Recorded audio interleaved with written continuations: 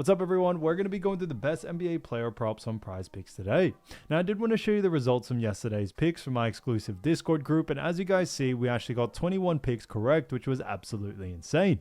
Now, a lot of you comment wanting to see how many I got wrong, and I thought I'd show you in today's video. We only got one pick wrong and got 21 right, which is a 95% win rate. Yes, guys, you heard that right. 95% win rate. So we're on a huge hot streak, but if you want to get a 95% win rate and get 21 picks right like me, win more bets, and receive the best picks from some of the best bettors in the world for less than a cup of coffee, you can access the exclusive Discord and meet some of the best sport bettors in the game by joining my Patreon. Should be a link down below in the description. Once you join, you'll have complete access to the Discord and can start winning more bets today. So make sure you join my Patreon using the link in the description. And here's one of our members who just signed up and won himself $937 just yesterday. Another member who won $125 for the 5th day in a row since joining my Discord. So guys, if you want to win big money like our members, the link will be in the description. So go join the Patreon to have access to the Discord group. And I will be continuing to upload every single day on this channel the best bets and props. So make sure to subscribe so you don't miss my daily uploads. So quick shout out to YT Corbin, who said won $125 yesterday. You're doing great work, bro. So shouts out to him. Shouts out to Narrow Fury WN9JN, who said I won $165 off a $12 parlay. Let's freaking go. So congratulations to him. Shouts out to Michael Garcia, who also said great analytics, and also shouts out to Stephen Boyle, who said crushed it yesterday. Thank you. So we did a fantastic job yesterday, so shouts out to them. And if you do want to win a shout out in the next video, all you have to do is comment down below in this video and like it, and you can be in the running to win a shout out in the next one. Alright, so let's get straight into the first pick. And when it comes to these picks, I'm not saying to chuck all of them into a parlay and hope for the best. Pick and choose the ones that you like and the ones that work best for you. So the first pick we're going to be talking about is none other than Chet Holmgren.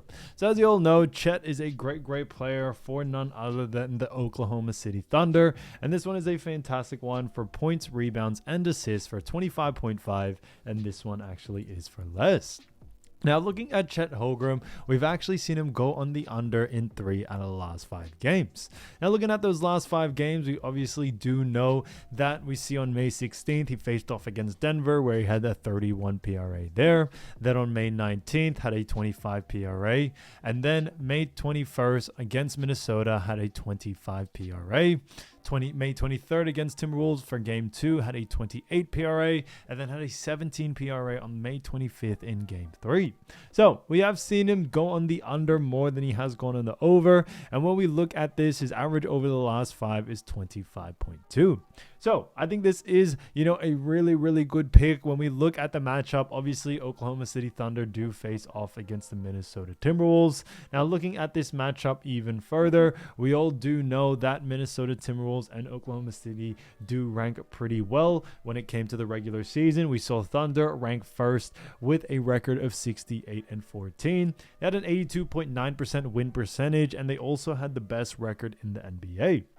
Now, on the other side of the table, we do see Timberwolves did come in at the 6th spot with a record of 49-33, and they had a 59.8% win percentage as well. So it was definitely interesting to see. Obviously, Thunder do have a great matchup, against Timberwolves, as they are the higher, sort of rankings. So they do get home court advantage this series. But looking at how both of these teams got to the Western Conference Finals, we saw the Thunder did knock out the Memphis Grizzlies in a couple of games, which was really good to see. Then after that, they faced off against Denver, where they had a tough series, got down to 7 games, and then from 7 games was able to pull through and get that win. On the other side, Timberwolves did have a tough matchup against the Lakers in round 1, where they actually knocked out the 3rd seed, and then they knocked out the Golden State Warriors in 5 games very quickly, and now they find themselves here actually in the series down 2-1. So OKC are currently up in the series. Now looking at Minnesota Timberwolves, we do know Minnesota do actually rank very well. They rank 3rd in points allowed. They also rank 5th when it comes to assists allowed, and then 8th when it comes to rebounds allowed. So as we all know, Chet do rank very well in all 3 categories. Now, when we look at someone like Chet, Obviously, we do know that he has had a bit of, a slight less usage rate as he is used to. And that is a big reason, on top of the fact that Minnesota do rank very well in all three categories and also do a fantastic job at restricting points, rebounds, and assists to the big man position. We definitely do like the under for this situation here. When we look at someone like Chet Holmgren, we do also see that Chet has actually gone on the under in 2 out of those 3 games that he has played so far against Timberwolves. Now, we are expecting the under once again due to the fact that Minnesota just have had some great strategies at trying to restrict and slow down Chet as much as they can. On top of that, another big reason for this is that when it comes to Chet, yes, he is a great player for this team, but the offense still runs through SGA, and it does seem that SGA's usage rate has remained very high. They are obviously trying to win this series, and because of that, we see OKC, when it comes to their strategy and also just the way they play, they look to really start to rely on SGA to really get the job done. So for that reason, we do very much like the under for this situation here. Now, when we also look at Chet against Timberwolves throughout the regular season, we have actually seen them play twice. Now, in those games, we actually saw their first matchup actually be on the 13th of February. Now, in that matchup, we actually saw him have 11 points, 12 rebounds, and 2 assists. So he had a 25 PRA there, so went on the under just by 0.5. In the next matchup, on the 23rd of that same month, we actually saw him have 19 points, 4 rebounds, and 1 assist, and he had 24 PRA in that matchup. So we actually did see him go on the under in that one. Now, when we look at this matchup even further, we do also see that Chet has themselves, a bit of an interesting situation, as Chet, obviously his usage rate has remained low, and we are expecting that or a similar outcome coming into this next one. Now, on top of that, when we look at what the bookies are saying, bookies also have him favored for the under as well, so that works out in our favor there. So all signs really do point towards the under for this one. So for that reason, Chet Holmgren, 25.5 points, rebs, and assists, or PRA, for less, I think is a great pick. Now, getting into the next one, we're going to be talking about none other than Naz Reed. So as you all know, Naz Reed, great player for Minnesota Timberwolves, and this one is a fantastic one, because this is actually for 11.5 points. So let me just find it real quick. Yep, 11.5 points, and this one actually is for less. So looking at Naz Reed, we all do know how great of a player he has been, but he has very much struggled throughout not just this series, but throughout the whole playoffs. We've seen him go on the under in 5 out of the last 5 games. Now, looking at those 5 games, we see on May 13th, faced off against Golden State Warriors, only had 5 points in that matchup. Then in May 15th against Warriors, only had 8 points. After that, faced off against Oklahoma City Thunder and had 4 points on May 21st. Then May 23rd against OKC had 10 points in that matchup, and then 10 points again in the most recent game, in Game 3, where they absolutely smoked OKC, but he still only had 10 points in that matchup, and that was on May 25th. So we have seen Naz Reed really struggle with this line and just scoring in general. Now, his average over the last 5 is also 7.4, which I think is also a big sort of indication, because that is very much below this line of 11.5.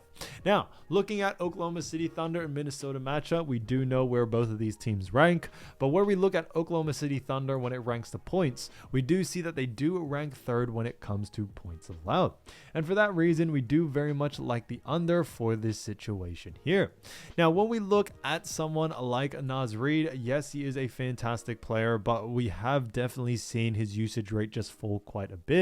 Not only has his usage rate fallen, but he hasn't really been able to find his shot, and we tend to see a lot more of the star players in this Minnesota team also take a lot more of the usage rate, whether that's Anthony Edwards, Julius Randle, even other players like Dante DiVincenzo, or even Gobert adding a bit of scoring. But Naz Reed has been out there. He's been a great asset to the team, do not get me wrong, but he's definitely hasn't really played that points, sort of outcome or sort of system as of lately, and it's definitely suffered, and it definitely does show in his lines as well. And on top of that, the fact that Thunder are a great defensive team when it comes to restricting points, we definitely see that affecting Naz Reed even further.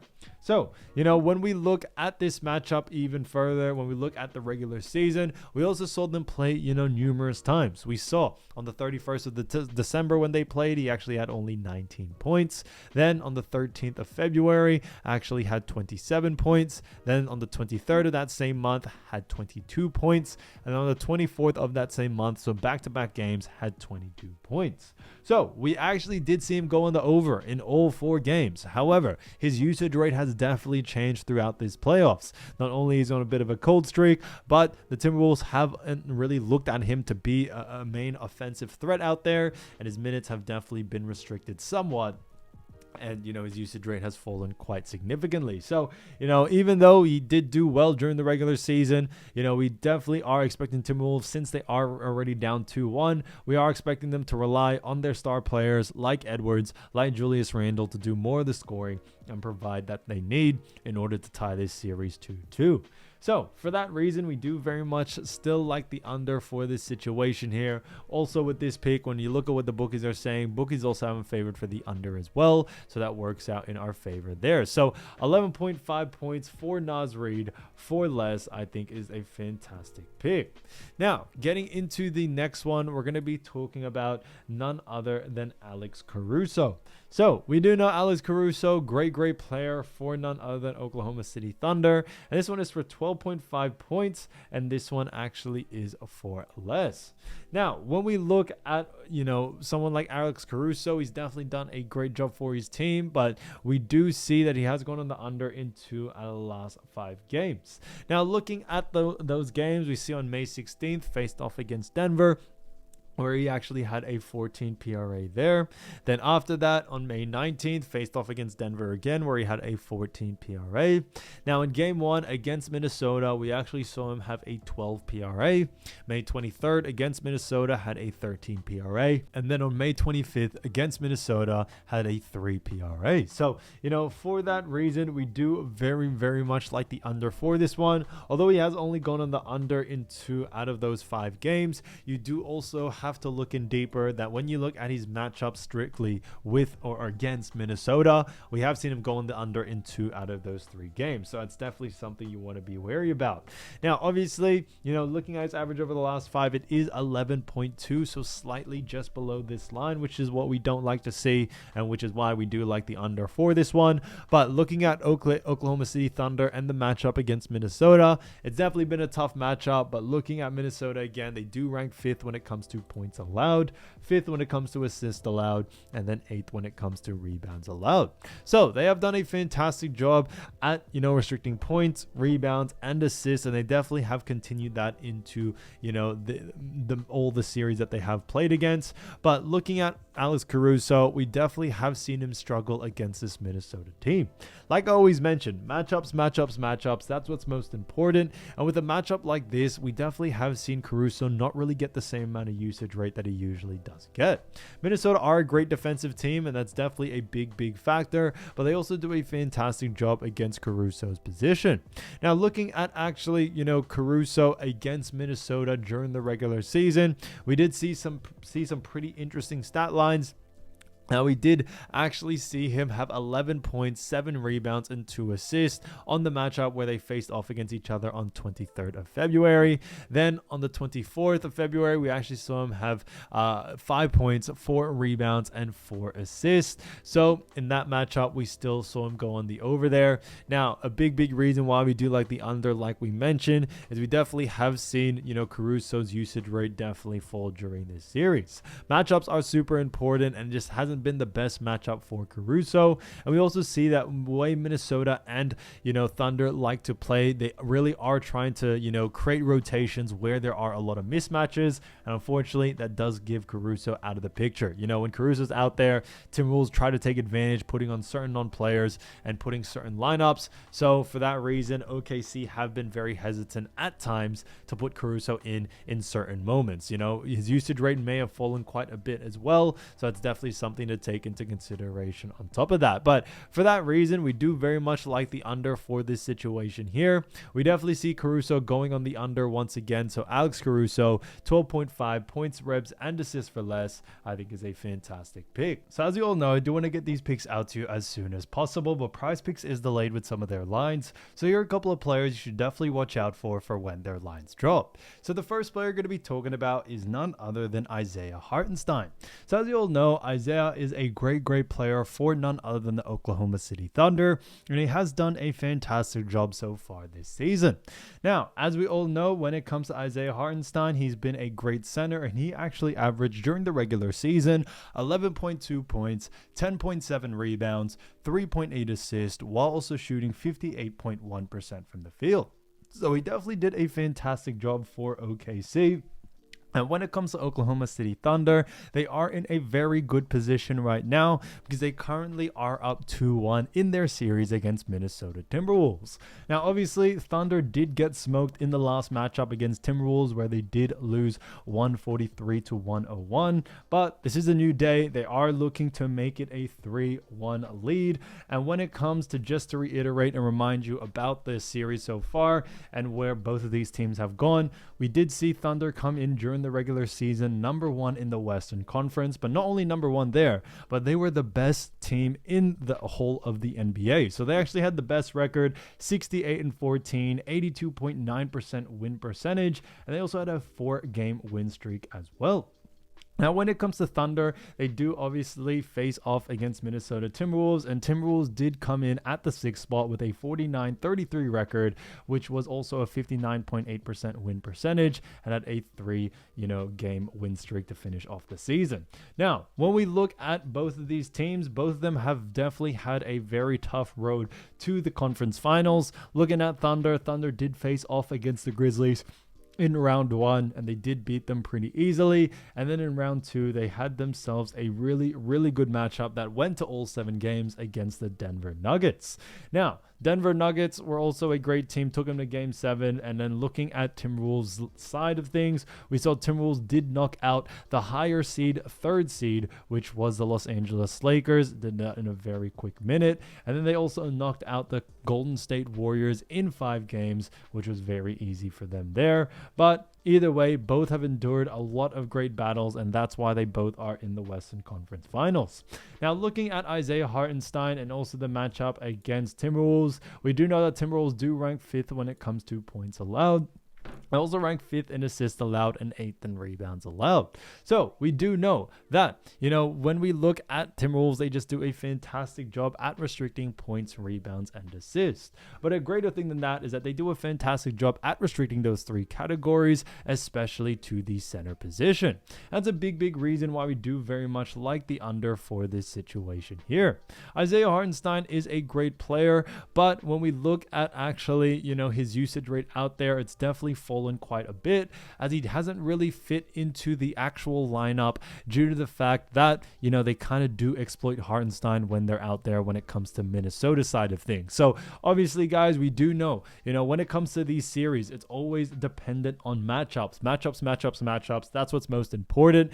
And we have seen the coach of Thunder really not play Hartenstein to the best of their ability because of the mismatches that these teams are actually trying to push towards each other.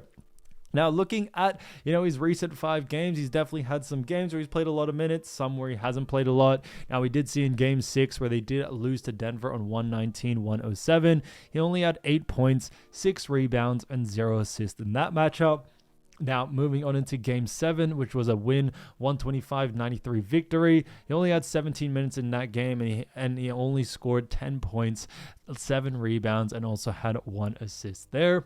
Then in game 1 against Minnesota, where they did win 114-88, he only had 20 minutes in that matchup, where he had 12 points, 0 assists, and 5 rebounds there. Game 2 had 27 minutes, so played quite a lot more, 118-103, and had 6 points, 2 assists, and 8 rebounds. And then game 3, they did end up losing 143-101.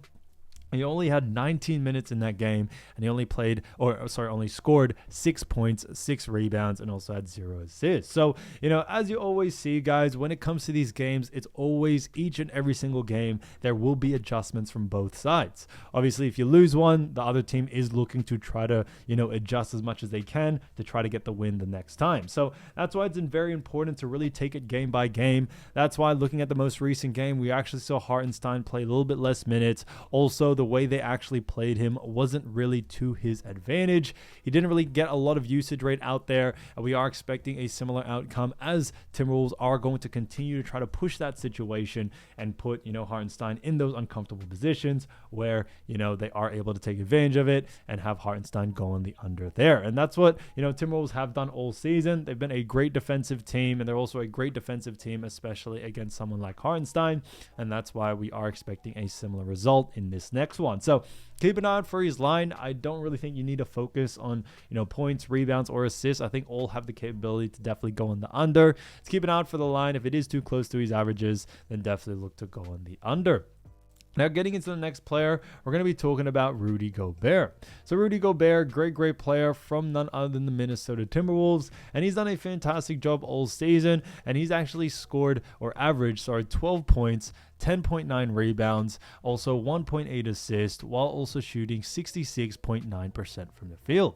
So he's done a fantastic job there. Now, when we look at the Timberwolves as well, it's definitely been a big, showcase for them, because they have been able to really prove a lot of doubters wrong, as they did come in at the 6th seed. But looking at Rudy Gobert, he did actually rank 95th when it came to points, 7th in rebounds, and 143rd in assists, and then 3rd in field goal percentage. So he definitely did a fantastic job there.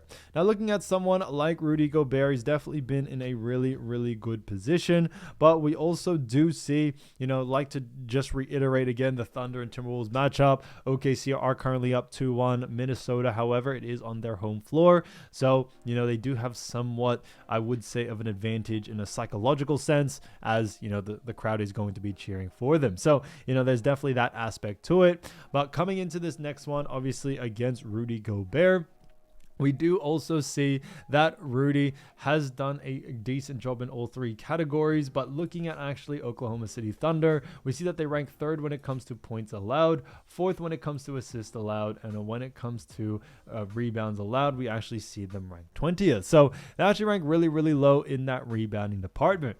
Now, when it comes to someone like Rudy Gobert, we do actually like the under for this situation here. However, strictly just for points and assists. And a big reason being is that when it actually comes to Rudy Gobert, yes, he is a fantastic player, but a big reason why we do very much like the under for this situation here is due to the fact that not only do Thunder rank very well at restricting points and assists, but they do a fantastic job at restricting that as well to the center position, which is what Rudy Gobert is. That's a big reason why we do very much like the under for this situation here. He's played some great games, yes, for sure, but we definitely see someone like Rudy Gobert suffering due to the fact that, Thunder have really focused on trying to keep Rudy Gobert out, of the actual, play, in a sense of not trying to let him score, not let him trying to dish out. Even in rebounds, they actually do a really good job at. But I still would focus a little bit more on points and assists, since Thunder actually do a better job in those 2 categories. So definitely, specialize, I would say, in those 2. But looking at actually, it even further, we also do see that the Golden State Warriors matchup against Rudy Gobert, he actually had 8 points, 6 rebounds, and 1 assist in Game 4, where they actually, won 117-110. Then in Game 5, we saw a pretty decent performance as well, where he actually had, 17 points, 8 rebounds, and 0 assists with a 121-110 victory. After that, they also faced off in Game 1 against OKC. Now, in that matchup, we saw him have 2 points, 1 assist, and 3 rebounds with a 114-88 loss. So it definitely was a tough one there. After that, Game 2 against OKC, where they lost 118-103. It didn't really go their way, but they did a fantastic job, and he had 5 points, 1 assist, and 9 rebounds in that matchup. Then in Game 3, we actually saw, 143-101 victory, 7 points, 2 assists, and 7 rebounds there. So we definitely saw some great performances performances from both of these teams. But looking at this matchup, it's definitely going to be a big one for us, because when we actually look further, we also do see that, the Timberwolves and Thunder matchup, we do expect Rudy Gobert to somewhat be not really of an offensive threat on points because of players like Julius Randle, also like players like Anthony Edwards. We are expecting them to take a little bit more of the usage rate in general, and that's why we do still very much like the under for this situation here for the points and assists category. So for that reason, keep an eye out for the under for this situation here. Like I always mentioned, keep an eye out for the line. If the line is too close to his averages, then definitely look to go on the under. Now, when we talking about the next player, we're going to be talking about a great player, and that is Aaron Wiggins. So when we look at Aaron Wiggins, a great player as we all know, but what we also do see is that he has actually averaged 12 points, 3.9 rebounds, 1.8 assists, while also shooting 48.8% from the field.